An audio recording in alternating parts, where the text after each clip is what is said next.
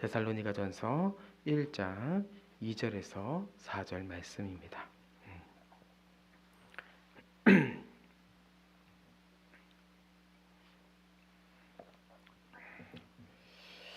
저 한 절, 여러분들 한 절, 마지막 절 같이 읽도록 하겠습니다. 우리가 너희 모두로 말미암아 항상 하나님께 감사하며 기도할 때 너희를 기억함은 너희의 믿음의 역사와 사랑의 수고와 우리 주 예수 그리스도에 대한 소망의 인내를 같이 읽겠습니다. 하나님의 사랑하심을 받은 형제들아 너희를 택하심을 아노라. 아멘. 네. 오늘은 추수감사절입니다. 추수감사절을 맞아서 서부교회 성도님들이 와주셔서 너무 감사하고 이제 예배를 드리면서 우리 교회가 이 정도 채워지면은 풍성한 느낌이 드는구나. 네, 더 채워졌으면 좋겠다라는 마음도 또 들었습니다. 네. 또 이렇게 어떻게 추수감사절이라 좀 분주했는데 화장실 수도가 고장이 나가지고 아침부터 참 정신이 없었던 것 같아요. 네, 그래서 저것도 잘 고쳐졌으면 좋겠고, 아주 예배 전에 진땀이 났네요. 네. 자, 추수감사절인데요. 그 유대인들은 두 번 추수를 했었습니다. 1년에. 그게 이제 맥추절이라고 하고 하나는 칠칠절이라고 하는데요. 이 맥추절은 보리를 추수하는 때이고 그다음에 50일 뒤에 밀을 추수할 때가 있는데 그때가 이제 칠칠절입니다. 근데 이제 우리나라 이 한국 교회가 지키고 있는 이 추수감사절은 이스라엘 절기인 이 칠칠절에서 온 절기는 아닙니다. 이 추수감사절의 시작은 미국 청교도로부터 시작을 했어요. 이제 1620년에 이 종교 박해로 인하여서 이제 청교도들이 미국 땅으로 넘어왔죠. 1620년에 그때 이제 많은 사람들이 먹을 것이 없어서 죽었다고 합니다. 근데 그 당시에 이제 미국 땅에 누가 있었냐면은 인디언들이 있었어요.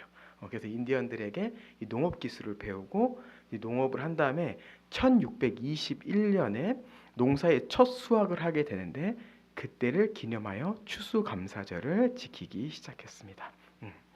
근데 이제 이 현대 사회에 들어서 이제 농경 사회를 지나 이제 산업화 시대가 되었고 이제는 정보화 사회가 되었죠. 그래서 이 추수를 하지 않는 이 시대 가운데 이 추수감사절을 우리가 어떠한 의미 아래서 지키면 좋을까 이런 거를 좀 한번 생각해 보면 좋을 것 같아요. 그랬을 때 이제 교회들마다 맥주감사절과 추수감사절을 둘 다 지키지 않습니까? 그래서 우리 교회는 맥추절에는 전반기 감사, 추수감사절에는 후반기 감사해서 1년의 삶을 되돌아보면서 하나님께서 주신 은혜를 기억하고 또한 하나님께서 우리에게 제시하신 그 감사의 삶을 다시 한번 기억하는 그런 절기로 우리가 지켰으면 좋겠다라는 생각이 듭니다. 그래서 오늘은 데살로니가 전서 1장 2절부터 4절 말씀을 통해서 범사에 감사라는 제목으로 여러분들과 은혜를 나누기를 원해요. 자, 먼저 2절부터 4절의 말씀을 보면요. 이 시대의 사람들부터 외면받고 있는 이 교회들에게 건강한 교회의 모습이 무엇인가를 잘 보여주고 있는 것이 바로 2절부터 4절의 말씀이에요. 네. 자, 2절의 말씀을 살펴보면요. 우리가 너희 모두로 말미암아 항상 하나님께 감사한다라고 기록되어 있어요. 자, 여기서 저는 두 가지 표현에 좀 먼저 눈이 들어왔습니다. 첫 번째는 너희 모두로 말미암아라는 표현이 좀 눈에 들어왔고요. 두 번째는 항상이란 말에 좀 눈에 들어오더라고요. 이 너희 모두라고 했을 때 바울은 도대체 누구로 인해 감사한 것인가라고 했을 때 여기서 말하는 너희 모두는 바로 데살로니가 전서를 받은 데살로니가 교회였습니다. 즉 우리의 감사의 제목의 이 시작은 하나님께서 교회에게 베풀어 주신 그 은혜로 인한 감사, 이것이 우리 가운데 있어야 되는 거죠. 저 언제 죄송한데 잠깐 사모 좀 잠깐 해서 여기 공간에 약간 하울링 뜬다고 좀 전해줄 수 있어요? 네. 네. 저만 거슬리나요? 네, 하울링 약간 좀 뜨고 있어가지고 조정이 좀 해야 될 것 같아요. 예, 예, 소리가 좀 울려서 이걸 한번 조정을. 예, 현장 좀, 예, 그것만 좀 조정해 주세요. 네, 자, 그래서 우리는 교회로 인해 감사해야 된다. 그리고 또 어떻게요? 교회로 인한 감사가 감사할 때마다 항상 넘쳐야 된다. 이것이 2절의 말씀을 통해서 볼 수 있는 거죠. 자, 그렇다면 바울은 왜 데살로니가 교회로 인하여서 항상 감사할 수 있었을까라고 했을 때, 하나님께서 이 교회에게 은혜를 베풀어 주셨는데 그 은혜를 성경은 세 가지로 설명을 합니다. 보면은 첫 번째는 이 3절에 나와 있어요. 믿음의 역사. 두 번째는 사랑의 수고. 세 번째는 우리 주 예수 그리스도에 대한 소망의 인내. 이 세 가지의 은혜를 베풀어 주심으로 감사가 넘친다. 이렇게 설명을 하고 있는 거죠. 네. 먼저 데살로니가 교회는요, 믿음의 역사 가운데 살았습니다. 즉 믿음 안에서 행함으로 살았어요.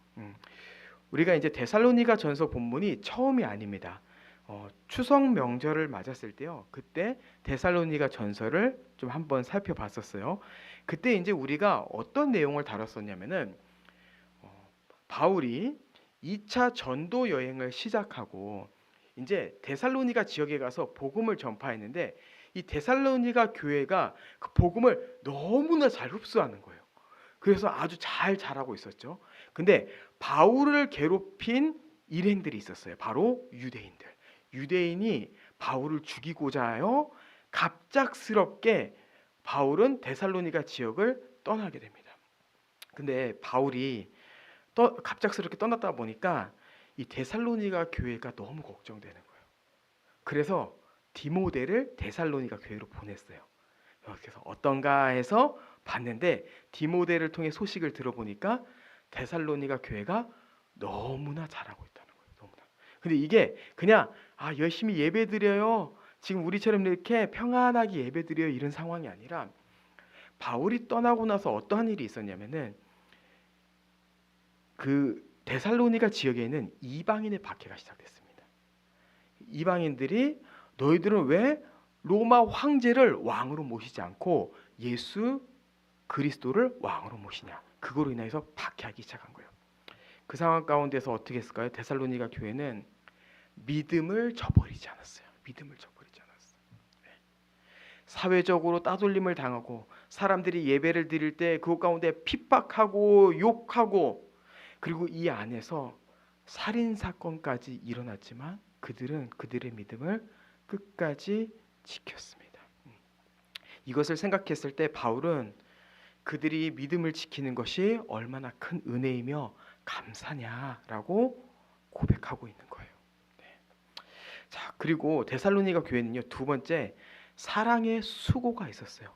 이 부분에 대해서는요 4장 9절이 고백하고 있는데요, 4장 9절에 보면 이렇게 이야기합니다. 사랑에 관하여는 더 이상 쓸 것이 없다, 이렇게 얘기해요. 뭐냐면은 내가 더 말할 필요도 없어, 너희는 이미 잘하고 있었어, 이렇게 얘기하고 있어요. 근데 그 부분에 대해서 또 어떻게 추가적으로 설명을 하고 있냐면은 너희가 잘하고 있는데 이 잘하고 있는 모습이 마게도냐 전역에 소문이 퍼져가지고 사람들이 그 일로 인하여서 힘과 위로를 얻고 있어라고 하는 거죠. 여기서 이제 마게도냐라면은 뭐냐면은 이렇게 설명할 수 있을 것 같아요. 데살로니가 지역은 수원이라고 한다면은 이 마게도냐는 경기도입니다. 그러니까 이 마게도냐 안에 데살로니가 지역이 있었던 거예요. 근데 이 데살로니가 교회가 너무나 잘하니까 이 소문이 시를 넘어서 도까지 퍼지게 된 거죠. 그러면 실제로 어떠한 사랑의 수고가 있었냐라고 했을 때 이제 세 가지로 생각해 볼 수 있는데, 첫 번째는 물질적 도움입니다. 그들이 사회적으로 고립을 당하고 실제로 생계를 하는 데 있어서 많은 어려움을 당했었지만 그럼에도 불구하고 이 마게도냐에 있는 교회들에게 물질적 지원을 하는 것을 멈추지 않았어요.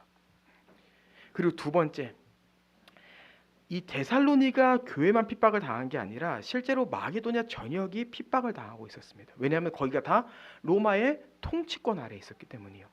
근데 이 데살로니가 교회의 사랑의 모습이 그들에게는 위로가 되었던 거죠. 위로. 그래서 그렇구나. 여기도 많이 핍박을 받고 있구나. 우리 함께 달려가야겠다라고 하는 위로가 있었고요. 세 번째는 그것도 이제 본문에 나오는데 1장 7절에 나오는데 뭐라고 설명하냐면은 너희가 그들의 본이 되었다 이렇게 얘기하고 있어요. 세 번째 역할은 바로 마게도냐 지역에 있는 교회들 가운데 본이 됨으로 용기를 준 것. 이것이 바로 그들 가운데 나타난 사랑의 수고였습니다. 이것 가운데 감사를 안 할 수 없겠죠. 감사를 안 할 수 없어요. 자, 마지막으로 그들 가운데는요. 우리 주 예수 그리스도에 대한 소망의 인내가 있었어요. 제가 앞에서도 이야기했지만 그들은 핍박 가운데 있었어요. 그리고 사회적 고립으로 인하여서 경제적 활동이 어려웠습니다. 근데 이것만으로 충분히 힘들 수 있는데 이제 그 핍박으로 인하여서 죽은 자들이 나타난 거예요. 죽은 자들이. 이게 데살로니가 전서에서는 어떻게 설명하고 있냐면은 잠자는 자들 이렇게 설명해요. 잠자는 자들로 인하여서 너희가 힘들어하지 않았으면 좋겠어. 생각해 보십시오. 같이 신앙생활을 하던 사람이 다음 주에 왔는데 없는 거예요. 왜 없어요? 예수 그리스도를 믿는다는 이유로 그가 순교를 당했어요. 그때 사람 마음이 어떻게 될까요? 나도 이러다 죽겠는데 어떡하지? 떠나야 되나? 이렇게 생각이 들 수 있잖아요. 인간의 연약한 마음으로. 근데 그들은 그것 가운데서 그 자리를 지켰어요. 그리고 그 자리를 지킬 뿐만 아니라 더욱더 강해졌어요.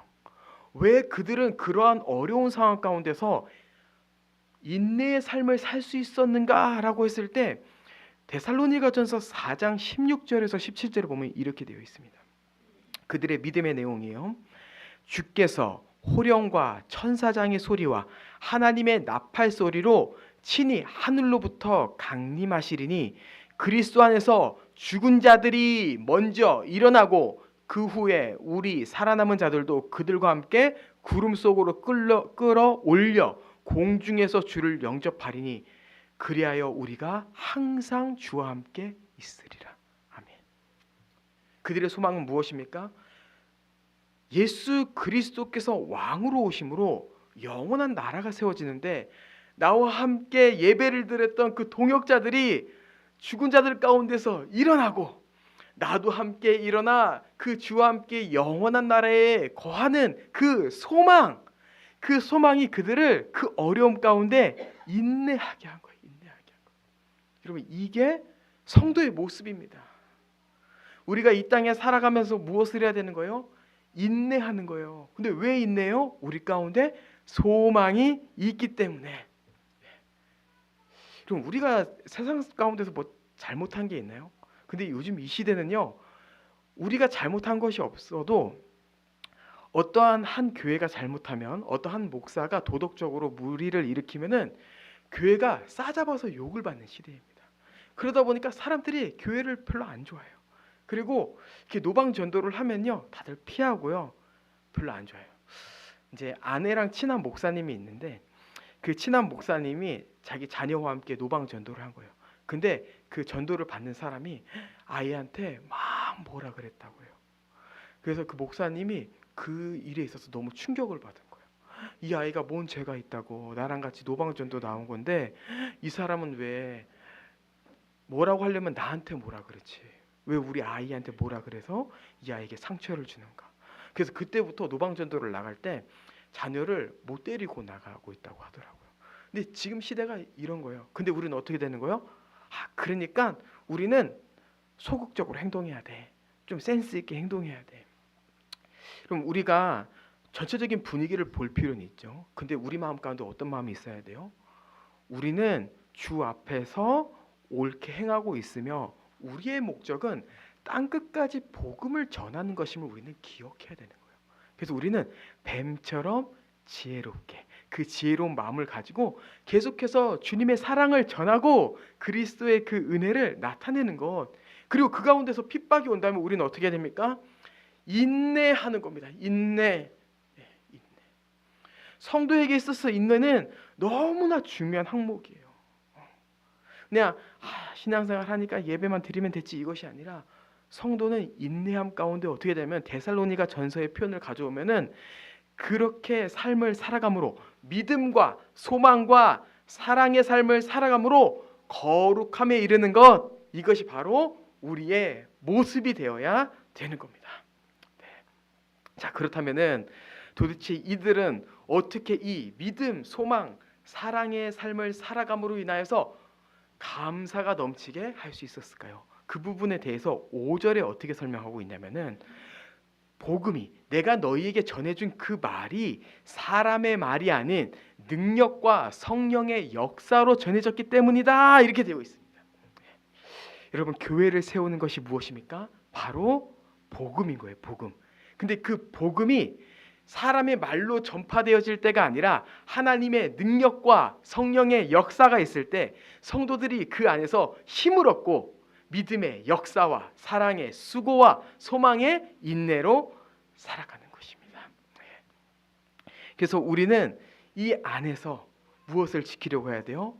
이 복음을 듣는 이 시간을 잘 지키고 또한 복음을 순수하게 지킴으로 이 안에서 세속적인 가치관이 흐르도록 그것을 냅두지 않고 이 안에서 주의 말씀을 나누며 그 나눈 말씀을 통하여서 서로 힘을 얻고 위로를 얻으며 그 안에서 함께 세워져 가기를 힘쓰는 거예요. 힘쓰는 것. 네. 그래서 우리는 이제 말씀을 배우는 겁니다. 네, 이제 우리 원주 형제, 진경자매 부부가 온 지 한 달이 조금 넘었는데 이제 시작인 거예요. 이제 우리가 함께 말씀을 배우고 그 안에서 하나하나씩 탄탄하게 세워져 가는 거죠. 그랬을 때 이 교회 안에 신천지가 와도 그리고 신천지와 같은 이단이 와도 우리가 이미 그 말씀 안에 굳건하게 서 있어서 흔들리지 않는 겁니다. 교회는 사람의 말이 돌게 하면 안 돼요. 그리스도의 말씀이 이 안에 가득하게 해야 됩니다. 네. 우리가 세례를 받을 때 서약을 하는데요. 그 안에 서약 내용에 보면요, 우리가 잘 아는 내용이 있죠. 당신은 삼위 하나님을 영원하신 한 분이신 하나님으로 믿습니까? 당신은 66권의 성경을 하나님의 말씀으로 믿습니까? 이런 내용이 있어요. 근데 그 안에 아주 중요한 고백이 있습니다. 당신은 이 세례 서약을 받음을 통하여서 교회의 치리에 따르고 순종하겠습니까? 라는 내용이 나와요. 저도 이것을 이제 중학교 2학년 때 받았기 때문에 기억을 잘 못하고 있었습니다. 근데 세례 서약에 보면 그러한 내용이 있더라고요. 근데 이 내용이 뭐냐면은 여러분들 이제 교회 회원이 되었다는 것은 교회 말에 잘 들어야 된다는 거예요. 이런 얘기를 하는 게 절대로 아니에요. 교회의 치리를 따르고 순종하겠냐라고 하는 것은 교회를 통하여 선포되어진 그 말씀 안에 겸손히 굴복하고 순종하겠냐. 즉 성도로서 회원으로서 말씀을 따르겠느냐. 나의 경험과 나의 생각을 말씀 앞에서 굽힐 수 있냐라고 물어보는 거죠. 그리고 그 안에서요, 우리는요 고백을 한 거예요. 여러분들 여기 있는 분들 다 세례를 받지 않았습니까? 우리는 그 안에서 서약한 겁니다.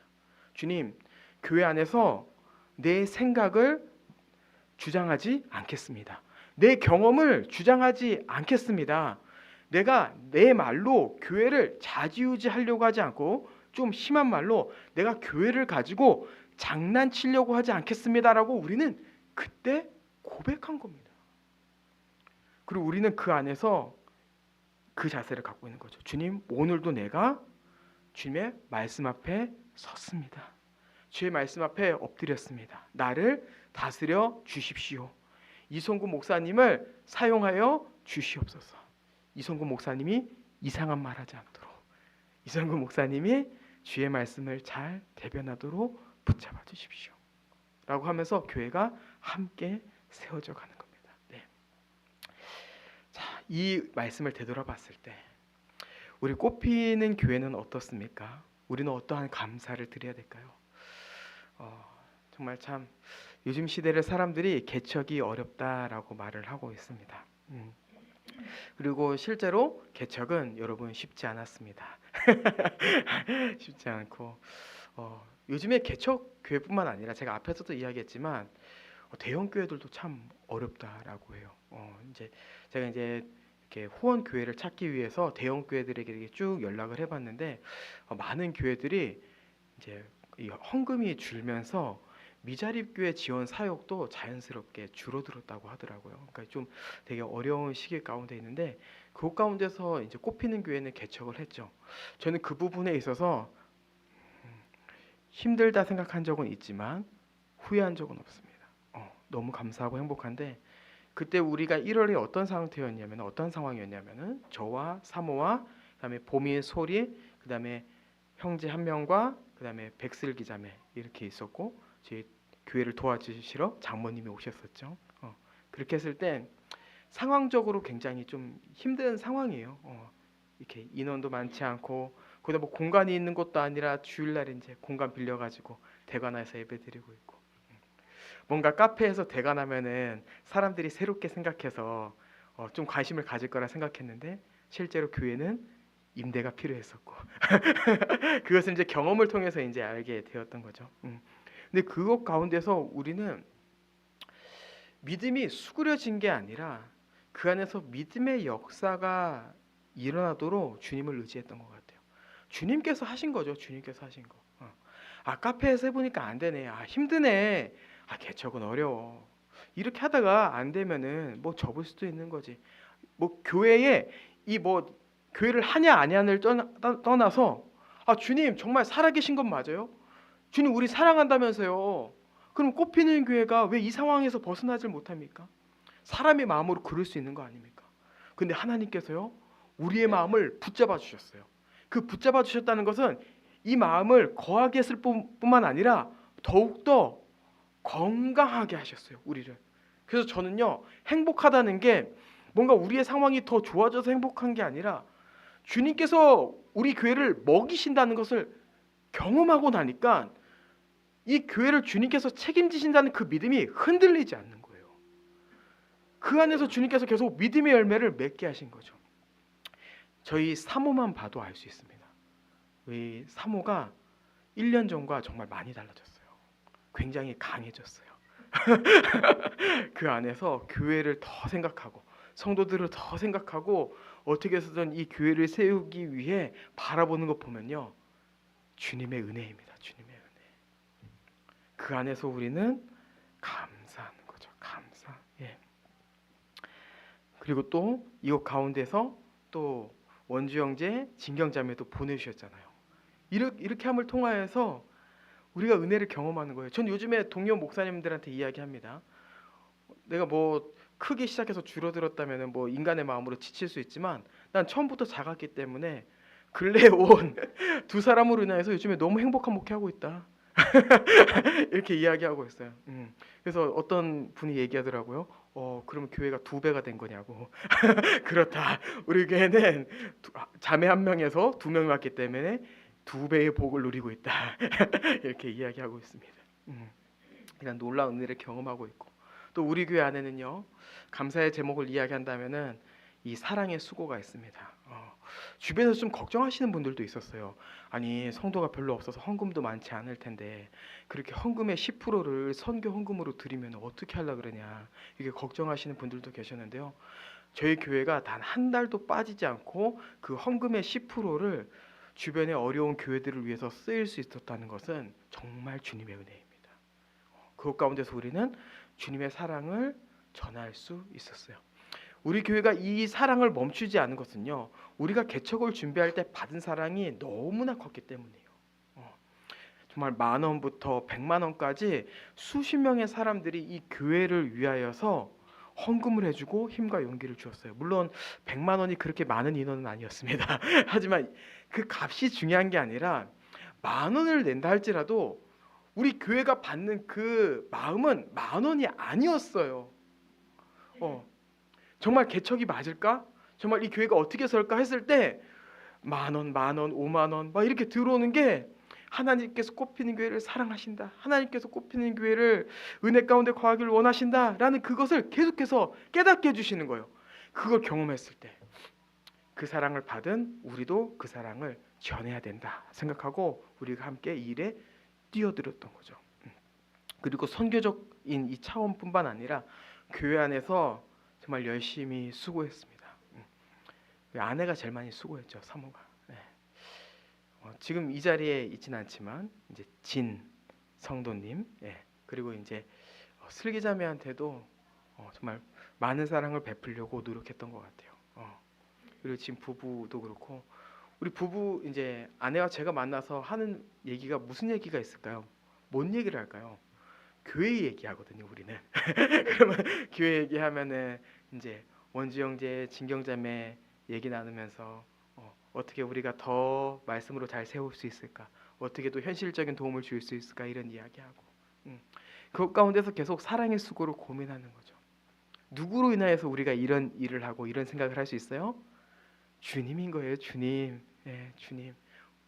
왜 우리가 이 주님 안에서 이러한 믿음과 사랑의 수고를 합니까? 바로 우리 가운데 소망이 있기 때문입니다. 소망. 꽃피는 교회는 소망이 있어요. 무슨 소망? 주님, 우리 모든 성도가 주의 나라에 함께 들어가기를 원합니다. 이것이 우리 교회의 소망이에요. 이것은 제가 첫 예배 때도 고백했었어요. 우리의 이 소망, 우리의 이 꿈은 멈추지 않고 이것이 우리 교회가 세워진 목적이에요. 그 주님께서 심판주로서 이 땅에 임했을 때 우리 모두가 주님을 영접하기 위해서 주님을 맞이하게 될 텐데, 그때 주님께서 말씀하시는 거죠. 꽃피는 교회 누구? 꽃피는 교회 누구? 너가 한 영혼을 살리기 위해 믿음의 삶을 살았고 사랑의 수고로 버텼구나. 너를 칭찬한다라고 말씀하시는 거예요. 그것보다 큰 영광이 어디 있습니까? 그것보다 큰 감사가 어디 있어요? 우리가 이 목적지를 향해서 함께 나아가는 겁니다. 함께 나아가는 거. 그래서 우리가 지금 이 시간에도 이 교회 안에서 함께 하나님의 나라를 누리지만 결국에 우리는 모두 영원한 나라에서 함께 얼굴을 보게 될 거예요. 잘 왔어요, 원중 형제. 잘 왔어요, 진경자매 하면서 제가 먼저 왔어요. 이렇게 될 수도 있고, 아니면은 주님께서 재림하셨을 때 함께 올라갈 수도 있고, 그러면서 주와 함께 그 영원한 나라에서 육체적이고 정서적이고 영적인 그 아주 높은 퀄리티의 복을 영원히 누리는 것, 이것이 바로 우리의 삶이 되는 거죠. 그 안에서 우리의 감사 제목이 넘치길 원합니다. 주님께서 우리를 성도로 불러주심 감사합니다. 그리고 성도로 살아가면서 믿음을 지켜주심 감사하고, 사랑하게 하심 감사하고, 소망의 인내를 갖게 하심 감사하고, 또 이러한 삶을 살기 위해서 오늘 하루도 우리 일상 가운데 일용할 양식을 채워주심에 감사합니다. 또 우리는 어떠한 기도 제목이 있어야 될까요?